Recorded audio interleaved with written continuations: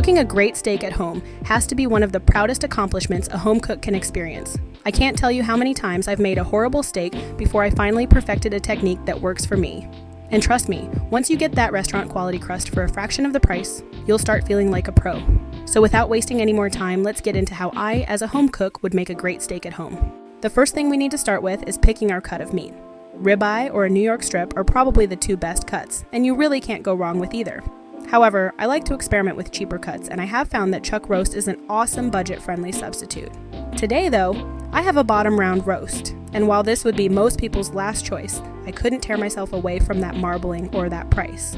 Plus, when you buy a roast whole like this, you have the freedom of slicing your steaks as thick as you want them. And while I still think chuck roast reigns superior when it comes to budget-friendly steaks, my technique still worked perfectly on this cut. As the old saying goes, if you cook it like a steak, it will look like a steak, or something like that. Mainly what you're looking for is a good marbling and a thick cut at least an inch wide. If you're unfamiliar with what marbling means, it just means there are lots of white fat spots speckled throughout the entire cut. When picking your meat, try to avoid anything that is just plain solid red. After you have your cut of meat picked out, the best thing you can do to a steak is let it brine in a generous sprinkle of salt on both sides for 2 hours to 24 hours ahead of time. This will help tenderize your meat and help flavor penetrate it. So pop those back in the fridge and just let it all soak in. Now that some time has passed, we are ready to sear our steaks to perfection. In order to do this, it is important we pick the best equipment for the job. While a good non-stick is something everyone has in their kitchen, they are no match for pans like a cast iron or heavy-bottomed stainless steel. If we're aiming for perfection, you definitely want to go with something heavy-duty. Here, I have one of my favorite stainless steel pans, which funnily enough is a Wolfgang Puck pan, and it's probably as old as I am. I like to call her Old Faithful. I'm going to preheat my pan for several minutes on medium-high heat. This is another very important step to getting a perfect sear. Dropping meat in a cold pan will always result in a yucky gray color, so always give your pan enough time. While I am letting my pan preheat, I go back to my steaks and make sure to pat them dry.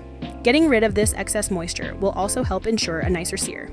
After patting them dry, I add just a little bit more salt for good measure, and some freshly grated pepper.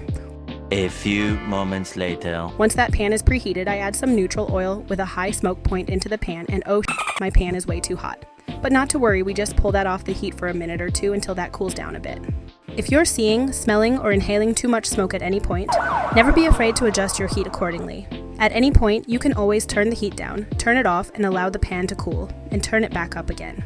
Alright, let's try that again. So this is still a very hot pan, and I am going to lay gently and away from my body. And you'll know you gave that pan enough time to heat if you hear this wonderfully satisfying sizzle. After your steak is in place, another key tip is to not move it when it sears. This first side is going to go for 2 minutes. Adjust your temperature throughout the process as needed. I tend to bounce back and forth quite a bit. If I notice a lot of smoke, I turn my heat down to medium, and if my sizzling doesn't sound aggressive enough for a sear, I turn my heat back to medium-high to high heat. After 2 minutes, I give my steaks a flip, and our crust is just barely starting to form. Don't worry, we are going to build it up, so I will just let this cook on the other side untouched for another 2 more minutes and give it another flip. This time, I am going to let the steak sit again untouched for about 1 minute. Flip that back over, and there we go. That's much closer to the color we are going for. I let the steak cook again untouched for about a minute, and I just keep flipping back and forth untouched in 1 minute intervals until I reach the desired crust and temperature I'm looking for. A meat thermometer comes in handy, but if you're super pro, you can always go off the old poke test. Here are the desired temperatures for each cook.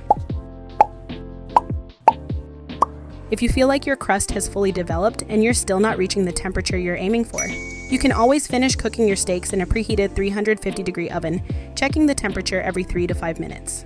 Once my steaks are ready to pull, I set those on a cutting board with a pat of butter, and I let them rest covered loosely under a piece of foil for about 5 to 7 minutes. You can also baste the steaks in some butter and herbs while they are still in the pan, but I had some other plans for the fond on the pan. Either way, it is super important we give those steaks time to rest to ensure the juiciest product at the end. And once those have rested, we are ready to cut in. And that right there is just everything I could ever want in a steak. And this technique will work for just about any cut of meat and even other proteins like chicken or pork.